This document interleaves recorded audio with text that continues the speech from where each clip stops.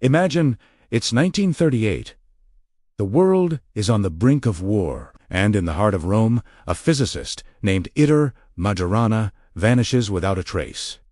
He wasn't just any physicist. He was a prodigy, a genius on par with Einstein, praised by the great Enrico Fermi himself. One day, he's a rising star in the world of nuclear physics, and the next, he's gone.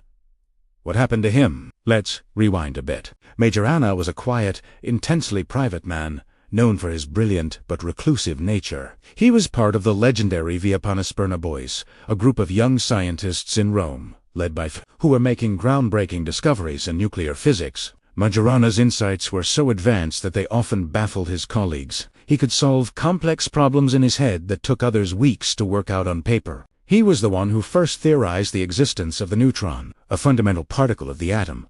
But he was so modest, or perhaps so uninterested in fame, that he never bothered to publish his work.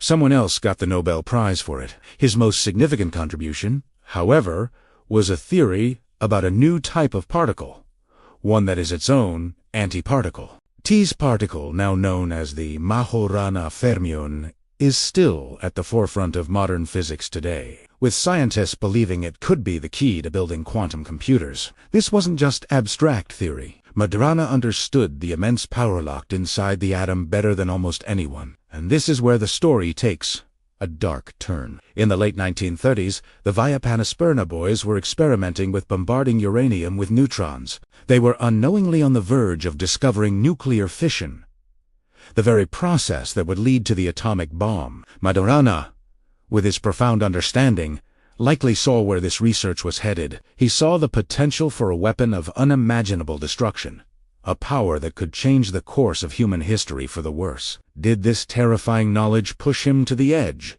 Did he realize that his work, his genius, could be used to create something monstrous? This is the central question of his disappearance. In March 1938, Majorana took a boat from Naples to Palermo. He had withdrawn all his money from the bank and sent a strange, cryptic letter to his family and another to his colleague, Corelli. The first letter sounded like a suicide note, speaking of an unavoidable decision. But then a second letter arrived, telling them not to worry.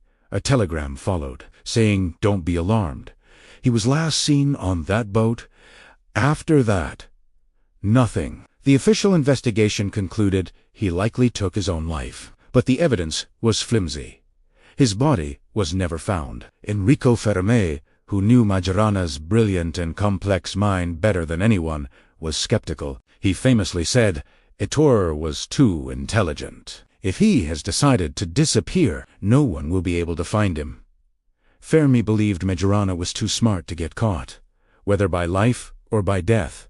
So, if it wasn't suicide, what happened? The theories are as wild and fascinating as the man himself. One popular theory is that he deliberately vanished to prevent his knowledge from being used to build the atomic bomb. He saw the writing on the wall. He knew what was coming with the rise of fascism in Italy and Germany. Perhaps he felt a moral obligation to remove himself and his brain from the equation. Some believe he escaped to a monastery, dedicating his life to quiet contemplation, his scientific mind forever silenced to protect humanity. There are accounts from a monastery in Calabria of a man matching Majorana's description, a man with a brilliant mind who spoke of science and was haunted by a great secret. Another compelling theory suggests he fled to Argentina. South America was a common destination for Europeans, escaping the turmoil of the pre-war years. Decades later, in the 1950s, a photograph surfaced from Argentina. It shows a man who bears a striking resemblance to Ettore Majorana, standing next to another man, allegedly a former Nazi officer. This leads to a more sinister possibility. Was he kidnapped? Or did he willingly go to work on a secret nuclear project, perhaps for the Germans or the Argentinians? The idea that his genius was co-opted for a weapons program is a chilling thought. Then there are the more outlandish, almost science-fictional like theories. Some have speculated that, with his advanced understanding of physics, Majorana might have discovered something even more profound than nuclear energy. Time travel. Other dimensions. It sounds crazy, but for a mind that operated on a different plane of existence, who's to say what was impossible?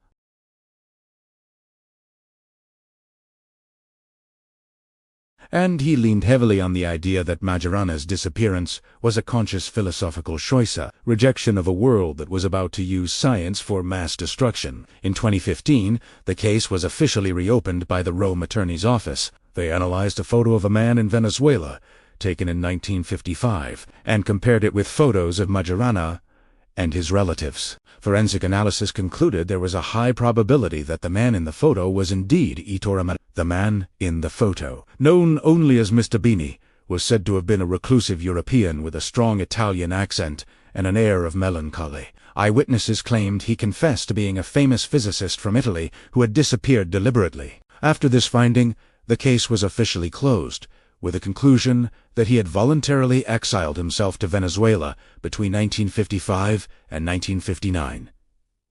But even with this official conclusion, the mystery doesn't feel entirely solved. It just opens up more questions. Why Venezuela? What did he do there for all those years? Did he continue his scientific work in secret? Did he ever regret his decision? The answers, like Majorana himself, seem to have vanished into thin air. The story of Ettore Majorana is a haunting reminder of the moral responsibility that comes with scientific discovery. He stood at a crossroads in history, a moment when science was about to lose its innocence forever. Did he make the ultimate sacrifice, giving up his life, his career, and his identity to protect the world from his own genius? Or was he simply a troubled man who couldn't cope with the pressures of his own intellect?